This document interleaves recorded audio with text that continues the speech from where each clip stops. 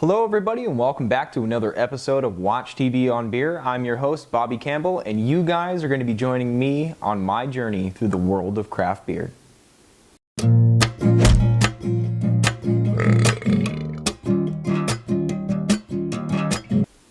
Alright everybody, on today's episode of Watch TV on Beer we're going to be doing Green Flash Le Freak. This is a hybrid beer. It is a mixture of an American Imperial IPA mixed with a Belgian Trippel. Now for me, I'm not a big fan of Belgians, but I do love IPAs. So let's see how this beer stacks up. Tried a couple other beers from Green Flash. The Hophead was really good. I did enjoy the double IPA. Really great beer. Palate Wrecker to me was a little overbearing. We'll get into another review on that a little bit later. I do have that sitting in the fridge right now, waiting in the wings, so to speak. So you guys will get a chance to see how that works out. You guys may notice as well that I'm using a different glass than my regular tulip glass, my Hanger 24 tulip glass. This is a Belgian tulip or a Belgian ale glass. I'm going to be doing an episode on glassware and why it's so important for different styles of beer and the way you should pour different styles of beer, but I'm not going to get too much into that right now because I don't want to take up too much of your guys' time. I understand time is money. Let's check out the smell. Wow, that is... Oh man. I'm sorry guys. That was a little overwhelming right there. That has an amazing smell. Oh, there's a mixture of that IPA, there's a little bit of that hoppiness in there, a little bit of that pine, a little bit of that tropical fruit, but then there's that Belgian that's in there too, and that's so weird. Definitely that Belgian yeast cake characteristic, but along with a little banana and a little bit of clove and some spices in there as well.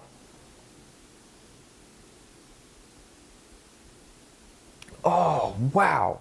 That is awesome. That is really an awesome smelling beer.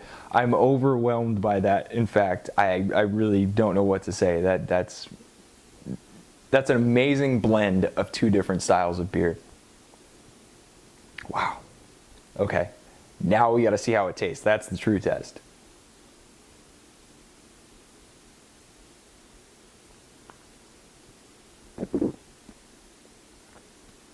Oh, whoa. Okay. There's like a fight in my mouth right now between these two styles, and it is just like it's gonna be a draw. It's so well balanced. It's unbelievable. You get that Belgian yeast characteristic, but it's not overwhelming. You get a little bit of hoppiness in there, that a little bit of these tropical fruits, a little bit of that pininess. Oh, but then there's the banana chips or the like banana peel kind of flavor in there, and a little bit of clove, a little bit of spice.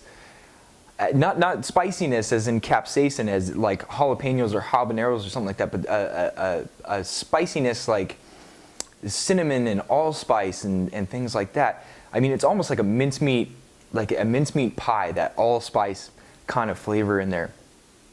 Wow. There's a little bit of fruitiness too. Oh man. One thing I love, guys, is complex beers. If you can mash so many flavors into a beer and still make it taste good, that is like a master chef making you the best dish you've ever had. Just blending crazy things together that you wouldn't think work, and they do so well. This beer is unbelievable. This has now risen to the top of my list on the beers I've tried from Green Flash. I'm actually at a loss for words. I got to take another sip on this to see if there's anything else I can pick out, but it's unbelievable, guys.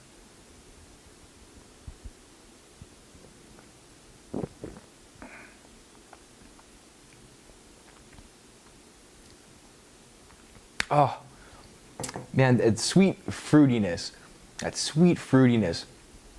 The last time I had this beer was Thanksgiving 2013. And it's been some time, and I really enjoyed it then. One thing I noticed is that as I held the glass in my hand, because I do like to enjoy my beers and drink them rather slowly, I don't sit here and pound a whole beer really quickly. As it warms up, you get a really nice aroma of apricot. I mean, it is almost overwhelming. All the rest of the flavors really start to die down in this beer, and you get this really nice sweet apricot aroma and sweet apricot flavor in there, along with that Belgian yeast characteristic. This has got to be a fresh bottle, because I mean, all the flavors are there, and they're just so crisp and precise and blended so well. I highly recommend that if you're a fan of either IPAs or Belgians, or maybe if you're not a fan of either one, give this a shot, because I think the hybrid blending of the two has really done something very interesting, very special here. I gotta hand it to Green Flash on this one. This is an amazing beer. Let's get into the overall on this. Man, off the cuff, I gotta give this a 9.5. I want to give it more, I really do, but I'm gonna give it a 9.5. The yeast characteristic is great. It's not overwhelming like I get in most Belgians, so it's nice for me. So I'm definitely gonna go above and beyond the rating for this. Definitely a 9.5.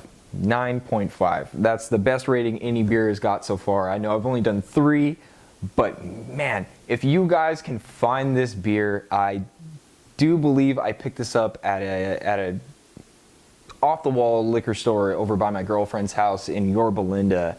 I cannot remember for the life of me what it was called, but this is a year-round release. This is not something that's seasonal. You can find this all the time.